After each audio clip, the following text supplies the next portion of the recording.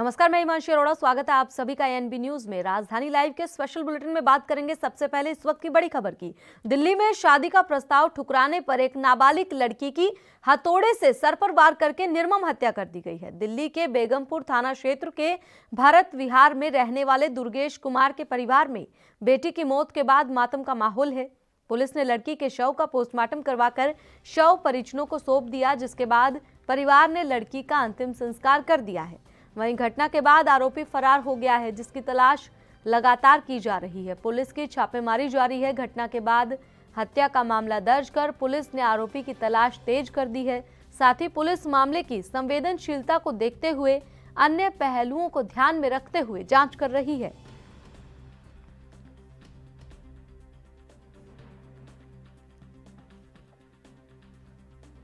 अब ना बताओ क्या मामला हुआ, पूरा बताएं। मामला ये था कि एक जानकार था लड़का, तो कई हम 2-2.5 साल से उसे जानते थे। लॉकडाउन में हमारे साथ भी रहा, कभी 2 दिन आता था। और फिर यानी कि वो जिस फैक्ट्री में रहता था ना, उस फैक्ट्री में उसने चोरी कर ली। वो घर पे आया, घर वाले को पता चला कि चोरी कर ली, तो घर वालों ने उसे निकाल दिया। तो उसके बाद वो गोविंदपुरी में आया, यानी 2-2.5 महीने पहले। तो घर पे आया, घर पे कहने लग गया बहन से कि तू मेरे से शादी कर ले। तो बहन ने यानी माँ को बताया सबका, जैसे से बोल रहा है। तो फिर मम्मी बोल रही थी अभी आ रहे हैं हम। तो इतने में वो भाई था एक कौशल नाम का, उसे सब्जी लेने के लिए बाहर भेज दिया। तो उसने सर पे हथौड़ा मार कर चला गया। गेट बाहर से बंद कर दिया, चाबी अंदर। 19 तारीख की कल शाम के मामला है और मेरे को भी मतलब मॉर्निंग में पता चला है ऐसा, और मैं पड़ोस में ही रहता हूँ। एक्चुअली है कि इनका कोई जानकार थे, वो हमेशा आना जाना इनके यहाँ कर रहा था। और हम लोग के जहाँ तक मालूम है, पता है कि इनके मतलब फैमिली या जान पहचान के ही हैं। तो इन लोग, इनके मम्मी पापा दोनों ड्यूटी करते हैं, भाई भी बड़े हैं जो वो भी ड्यूटी करते हैं।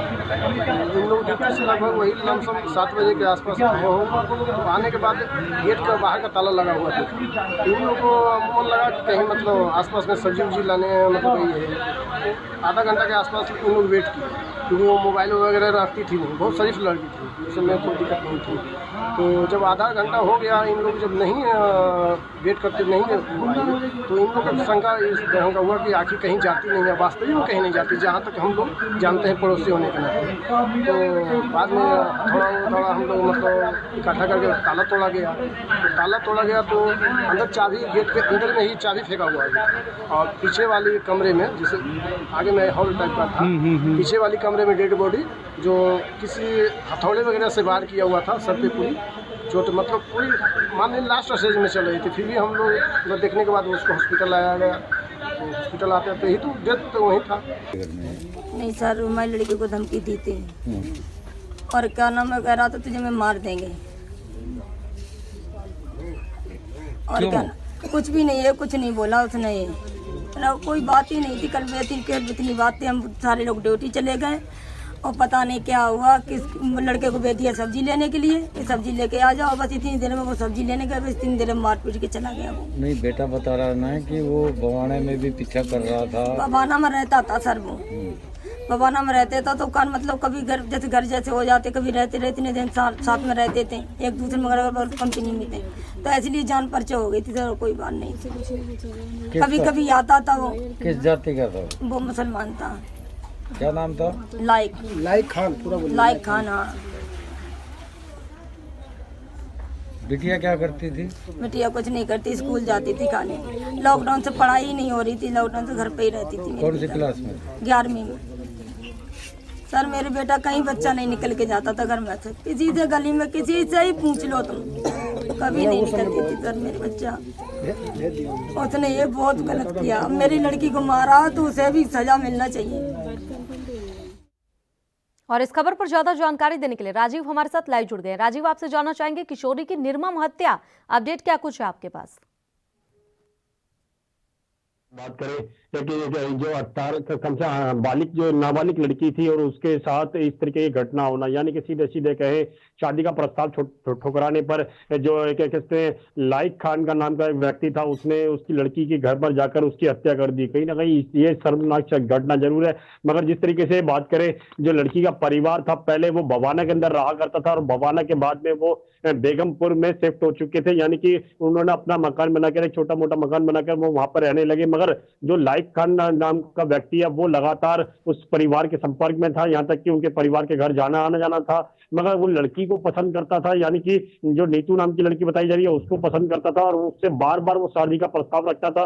मगर उसके जो लड़की थी वो बार बार उसके प्रस्ताव जो था शादी का वो ठुकरा देती थी, वो मना कर देती थी कि वो उससे शादी नहीं कर सकती है, क्योंकि शायद वो धर्म की वजह से या फिर कहें किसी और कारणवश वो मना कर देती थी। मगर जिस तरीके से लड़के को नापसंद था, मगर वो बार बार कोशिश करता था लड़की से कि वो उससे शादी के लिए राजी हो जाए किसी भी तरीके से। मगर वो लड़की ने जब लास्ट मोमेंट पे भी मना करा तो कहीं ना कहीं उस लाइक लड़के ने तो यानी कि उसके घर में जाकर उसके हथौड़े से उसकी हत्या कर दी और ताला लगाकर वहां से फरार हो गया। मगर जिस तरीके से परिवार को भी नहीं पता था, परिवार जब आया था घर पर तो कहीं ना कहीं जो उनके हालात थे, जो देखने वाली स्थिति थी, वो कहीं ना कहीं उसे देखकर खुद बेहोश हो गए। और यहाँ तक कि आस पड़ोस के जो लोगों ने वहां पर उनको जो सारी परिस्थिति को पुलिस को बताया, पुलिस ने वो पोस्टमार्टम के लिए बॉडी को भेजा गया और बॉडी को पोस्टमार्टम के बाद में परिजन को दे दिया गया। मगर ये सारी घटना जब हुई है तो कहीं ना कहीं एक शर्मसार जरूर पड़ती है, क्योंकि इस तरीके की जो लड़का है वो कहते हैं मुस्लिम परिवार से था और वो कहीं ना कहीं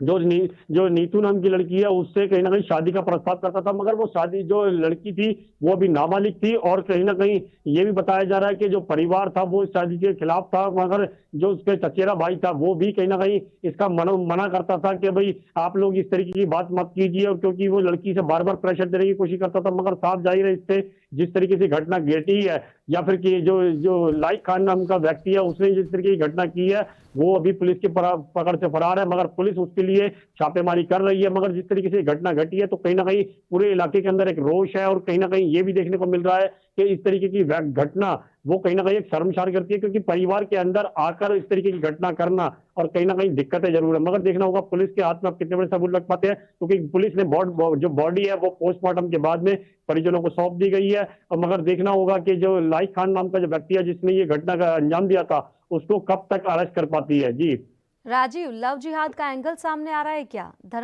धर्म परिवर्तन करवाने का कुछ इसमें सामने आया हो, परिवार की ओर से बताया गया हो? देखिए अभी परिवार की तरफ से इस तरीके की कोई जानकारी नहीं दी गई है। मगर हाँ वो ये लड़का जो था वो कहीं ना कहीं लड़की के ऊपर प्रेशर जरूर बनाता था शादी करने के लिए, और लड़की शायद इसी वजह से मना करती थी कि वो हिंदू परिवार से है और लड़का जो है वो मुस्लिम परिवार से है। मगर कहीं ना कहीं इसका जो कारण है वो सिर्फ चचेरे भाई को ही थोड़ा बहुत पता है, मगर उसको भी इतनी पूरी जानकारी नहीं है, क्योंकि जिस तरीके से उसने खुद बताया कि वो उसकी बहन को तंग करता था, यहाँ तक कि घर में आता था, यहाँ तक कि शादी का प्रस्ताव देता था और जबरन डरा धमका की बात करने की भी कोशिश करता था। मगर जिस तरीके से पूरी घटना घटी है उस वक्त भी चचेरा भाई उसके घर के अंदर मौजूद था, और जैसे ही वो व्यक्ति घर में आया और उसने किसी बहाने से उसको घर से बाहर भेजा ताकि वो उस लड़की से बात कर सके। मगर जब तक वो लड़का वापस आया तो घर में ताला लगा हुआ था और कहीं ना कहीं वो जो व्यक्ति था लाइक खान नाम का जो व्यक्ति था वो घर में ताला लगाकर जा चुका था। मगर जिस तरीके से जब शाम होते जब परिजन वापस आए यानी कि अपने काम धंधे से वापस आए तो घर में देखा ताला लगा हुआ, ताला जब खोला गया या तोड़वाया गया तो कहीं ना कहीं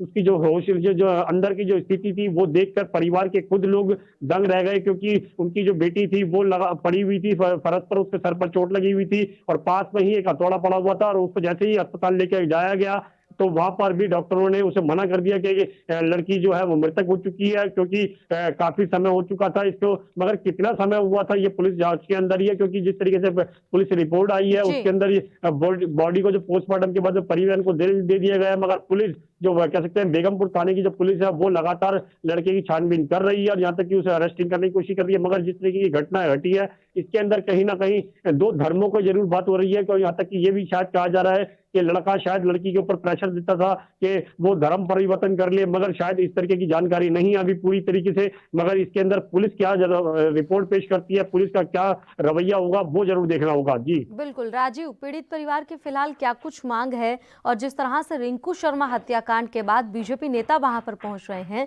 तो यहां पर नाबालिग की निर्मम हत्या की गई है। क्या कोई नेता वहां पर पहुंचा है सुध लेने के लिए?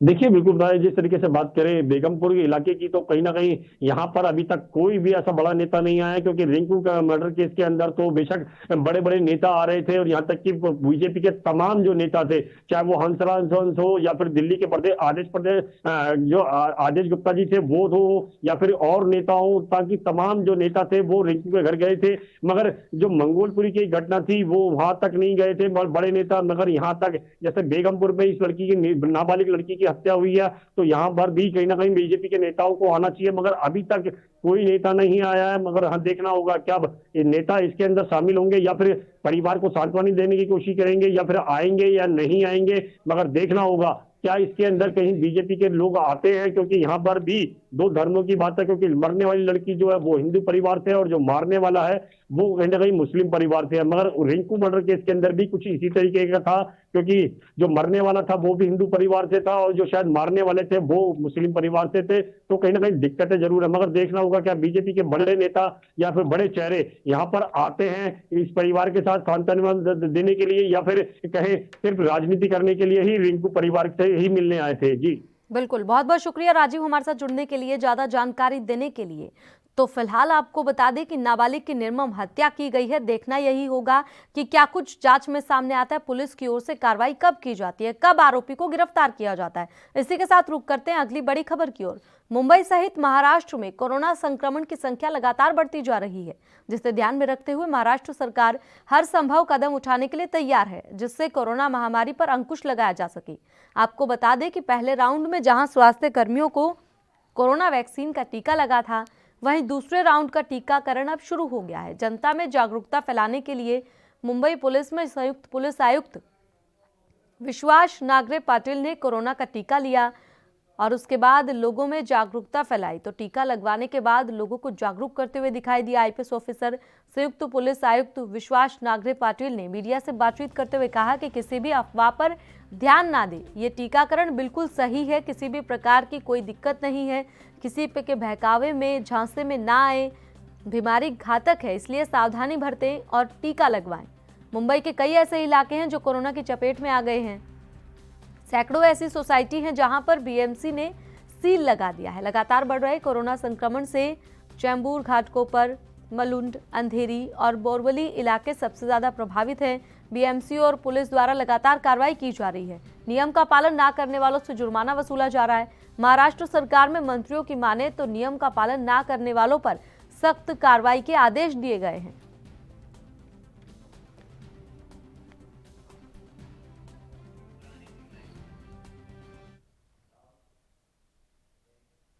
और इस खबर पर ज्यादा जानकारी देने के लिए मुरारी सिंह हमारे साथ जुड़ गए। मुरारी सिंह, आपसे जानना चाहेंगे कि कोरोना संक्रमण जो है लगातार बढ़ता जा रहा है, ऐसे में हालांकि उनकी तरफ से प्रयास किया जा रहा है सरकार की, लोगों को जागरूक किया जाए कि वो टीकाकरण लगवाएं, लेकिन फिलहाल स्थिति कैसी बनी हुई है वहां पर?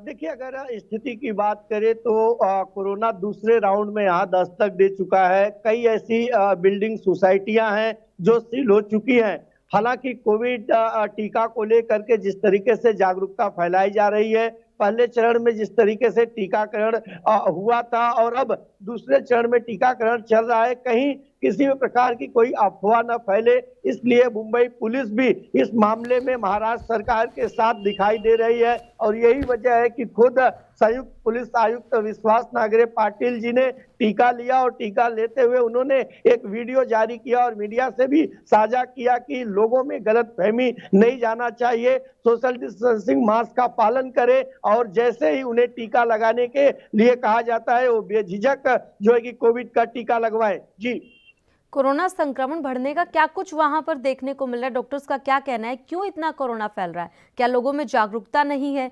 क्योंकि कहीं ना कहीं वैक्सीन तो अब आ चुकी है। देखिए, डॉक्टरों की माने तो उनका कहना है कि सबसे ज्यादा जो कोविड के पेशेंट आ रहे हैं ये लोग एक दूसरे के संपर्क में आने की वजह से आ रहे हैं। इसका सबसे बड़ा वजह माना जा रहा है कि मुंबई की लोकल ट्रेन समय सीमा के साथ नई गाइडलाइन के साथ चालू हुई है, उसके बाद ये आंकड़ा बढ़ गया है। लोकल ट्रेन चालू होने से मुंबई का दादर मार्केट हो या फिर मुंबई सेंट्रल हो, तमाम जगह पर भीड़ लगना शुरू हो गई थी। और यही वजह है कि घाटकोपर, मुलुंड, चेंबूर और अंधेरी, ये तीनों लाइन आपस में एक है। इस रूट पर जो गाड़ियां या लोगों का आवागमन होता है, इससे एक दूसरे के संपर्क में आते हैं। और यही वजह है कि बहुत ही तेजी से मुंबई का 4 से 5 इलाका अपने जो कि कब्जे में कोविड के आ गए हैं, जहां पर मनपा द्वारा सील किया गया है और तमाम गाइडलाइन को फॉलो किया जा रहा है। कचरे की गाड़ी तक यहाँ की कोविड के जो वॉरियर्स हैं, जवान हैं, वो वहां पर तैनात किए गए हैं,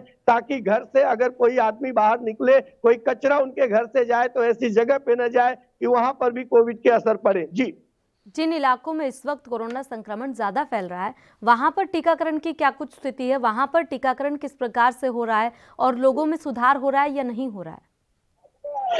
देखिए, अगर मुलुंड की बात करें और अंधेरी की, तो इन इलाकों में जितने भी सीनियर सिटीजन थे उन्हें कोविड टीकाकरण के लिए जो है कि तैयारी की गई है। साथ ही जिस तरीके से रिपोर्ट आ रही है, पेशेंट बढ़ रहे हैं, उन्हें ताबकतोड़ जो है कि क्वारंटीन किया जा रहा है। और बीएमसी ने एक नई गाइडलाइन जारी किया है कि अगर कोविड के लक्षण दिखाई देते हैं और आपको होम क्वारंटीन किया जाता है, तो आपके हाथ पर वो स्टैंप जो है कि कोविड का बीएमसी की तरफ से लगाया जाएगा। क्योंकि लोग यहाँ से निकलते हैं घर के लिए, होम क्वारंटीन के लिए, लेकिन वो लोगों के बीच में जाते हैं, कहीं ना कहीं बीएमसी का जो पालन है, जो गाइडलाइन है, उसे वो फॉलो नहीं करते हैं। इसे लेकर के भी बीएमसी सतर्क है, ताकि किसी भी तरह इस पर अंकुश लगाया जाए, ताकि जिस तरीके की स्थिति पहले थी उस तरह की स्थिति न बने। जी, संयुक्त पुलिस आयुक्त ने कहा है कि अफवाहों पर ध्यान ना दें, ये कहा है, तो क्या वहां पर अफवाहें दिखाई दे रही हैं कि लोग कहीं ना कहीं जागरूक नहीं है? देखिए, जागरूकता की बात करें तो देश की आर्थिक राजधानी मुंबई सबसे ज्यादा कोरोना में प्रभावित थी। कई ऐसे इलाके थे कि कई महीनों तक सन्नाटा पसरा हुआ था, बावजूद उसके लोग इस बीमारी को काफी हल्के में ले रहे हैं। भाजी मार्केट से लेकर के या फिर आम नाके नुक्कड़ पर भी लोग अगर खड़े रहते हैं तो वहां पर सोशल डिस्टेंसिंग मास्क का इस्तेमाल नहीं करते हैं। अगर सैनिटाइज की बात करें तो बहुत कम इक्का दुक्का लोग दिखाई देते हैं जो सैनिटाइज रखते हैं या अपने हाथ को सैनिटाइज करते हैं। और यही वजह है कि स्थिति बढ़ रही है। अगर कहें कि कोविड को लेकर के कि किसी प्रकार की अफवाह न फैले, तो कहीं कहीं छुटपुट खबरें आई थी। और यही वजह था कि संयुक्त पुलिस आयुक्त विश्वास नागरे पाटिल जी ने साफ तौर पर कहा कि हमने टीका लिया है, आप बेझिझक टीका लगाइए और कहीं भी किसी भी अफवाह में न आइए। जी, दूसरे राउंड के टीकाकरण की प्रक्रिया किस प्रकार से चल रही है? देखिए, अगर दूसरे राउंड की बात करें तो मुंबई के जो 8 सेंटर बनाए गए थे, जहां पर कोविड के स्टॉक किए जाएंगे और वहीं से उन तमाम जो है कि अस्पतालों में भेजे जाएंगे, चाहे वो नायर हो, कूपर हो या शताब्दी हॉस्पिटल हो, ऐसे जो तमाम सरकारी अस्पताल है, वहां पर नई गाइडलाइन के तहत बाकायदा एक रूम बनाया गया है। उन लोगों के लिए एक अलग से जो है केबिन बनाई गई है, जहां पे उनका चेकअप होता है। क्योंकि सामान्य रुग्णालय में लगातार पेशेंट आते रहते हैं, तो कहीं ऐसे पेशेंट उनके संपर्क में ना आए, तो इस तरीके की भी तैयारी अस्पतालों में की गई है। डॉक्टरों की माने तो उनकी 2 से 3 टीमें हैं जो इस पूरे मामले में टीकाकरण को जो है कि अंजाम दे रही हैं। जी, बहुत बहुत शुक्रिया हमारे साथ जुड़ने के लिए, ज्यादा जानकारी देने के लिए मुरारी सिंह। तो कोरोना का दूसरे राउंड का टीकाकरण लगातार जारी है। मुंबई महाराष्ट्र में कोरोना संक्रमण लगातार बढ़ता जा रहा है। हालांकि प्रशासन पूरी तरह से अलर्ट है निपटने के लिए। इसी के साथ रुक करते हैं अगली खबर की ओर। भारतीय जनता पार्टी महिला मोर्चा जिला बस्तर की ओर से संजय मार्केट में महिलाओं के साथ हो रहे अपराध, अत्याचार और बलात्कार के खिलाफ 1 दिवसीय धरना दिया गया। महिला मोर्चा प्रदेश मंत्री दीप्ति पांडेय ने बताया कि छत्तीसगढ़ में जब से कांग्रेस की सरकार सत्ता में आई है, आदिवासियों समेत समाज के हर वर्ग के खिलाफ संगीन अपराध की घटनाओं में बेतहाशा वृद्धि हुई है। विभिन्न वर्गों की महिलाओं के खिलाफ दुष्कर्म और अन्य मामलों की चिंताजनक वृद्धि पर कांग्रेस सरकार न केवल पूरी तरह खामोश है, बल्कि प्रदेश के कैबिनेट मंत्री तक इसे छोटा अपराध कहने से नहीं हिचकते। ऐसा ही एक मामला जशपुर जिले में सामने आया। इसके साथ ही कुछ दिन पहले बस्तर संभाग के केशकाल में भी ऐसी ही दर्दनाक घटना हुई थी। दीप्ति पांडेय ने बताया कि यदि महिलाओं पर हो रहे अत्याचार और शोषण कम नहीं होंगे तो सड़क से सदन तक हल्ला बोल के तहत दूसरी कड़ी में विधानसभा का घेराव भी महिला मोर्चा करेगी। वहीं इस विषय पर सांसद प्रतिनिधि कमल झज्ज ने इस आंदोलन का विरोध करते हुए कहा कि बीजेपी पहले अपने गिरेबान में झांक ले। यूपी के हाथरस का उदाहरण देते हुए कहा कि इस महिला उत्पीड़न पर यूपी में अब तक जांच भी नहीं हुई और इस पर किसी बीजेपी नेत्री ने कोई प्रदर्शन भी नहीं किया, जबकि छत्तीसगढ़ में जितने भी महिला दुष्कर्म के मामले सामने आए हैं उन पर जांच चल रही है।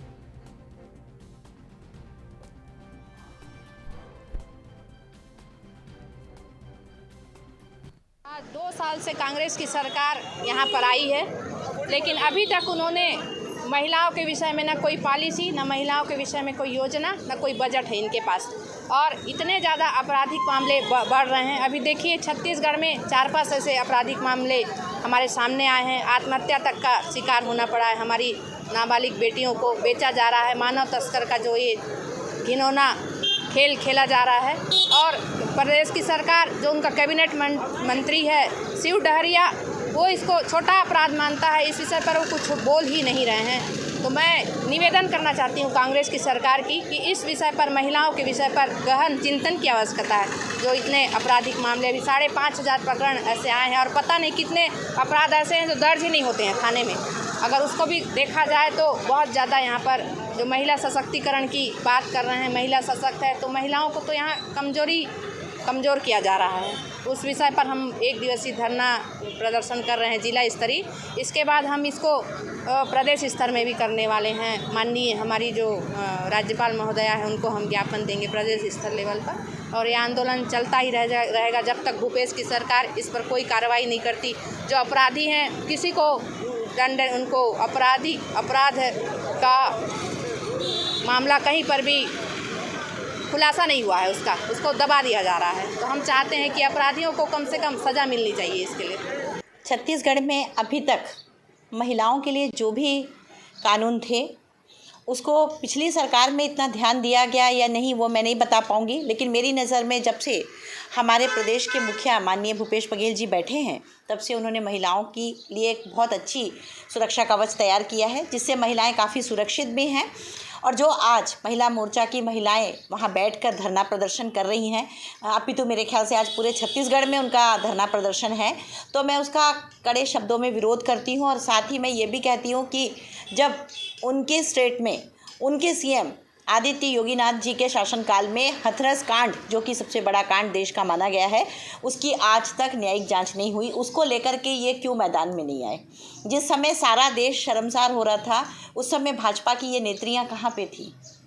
उनको उस समय आकर के यही धरना प्रदर्शन करना चाहिए था। अगर आप पूरे देश की बेटियों को अपनी बेटी मानते हैं तो हथरस की बेटी अलग, छत्तीसगढ़ की बेटी अलग तो नहीं हो सकती। देश की तो सारी बेटियां सबके लिए बराबर हैं। तो वहाँ पे हथरस कांड में जिस समय पूरा देश उबल रहा था, सारे लोग आक्रोशित थे, सड़कों पे उतर आए थे, उस समय भाजपा दूर दूर तक नज़र नहीं आ रही थी। लेकिन आज भाजपा की चंद नेत्रियां ये बात साबित करने पे लगी हैं कि माननीय भूपेश बघेल जी के शासनकाल में महिलाएं सुरक्षित नहीं हैं। अगर महिलाएं सुरक्षित नहीं हैं तो महिलाओं की अस्मत भी ख़राब नहीं हो रही है। कुछ ये कह सकती हूँ मैं कि बहुत ही क्षीण मानसिकता के लोग जो बलात्कार की घटनाओं को अंजाम देते हैं, समय आने पर उनकी न्यायिक जांच होती है। जैसे कि आप सभी जानते हैं कि अभी केसकाल वाले कांड में भी जांच हुई, बाकायदा वहाँ के दोषियों को सज़ा दी गई, आज वो जेल में हैं, लेकिन हथरस के आरोपी तो आज भी बाहर हैं। और इस खबर पर जानकारी देने के लिए एसडी राज हमारे साथ जुड़ गए हैं। एसडी राज, आपसे जानना चाहेंगे, यहाँ पर महिला मोर्चा की ओर से एक नेता ने महिला पर अत्याचार को छोटा अपराध बताया, इसको विस्तार से बताइए। जी हिमांशी जी, मैं आपको बताना चाहूंगा जैसे कि बस्तर में महिलाओं के खिलाफ कुछ ना कुछ घटनाएं होते रहती है बस्तर संभाग छत्तीसगढ़ में।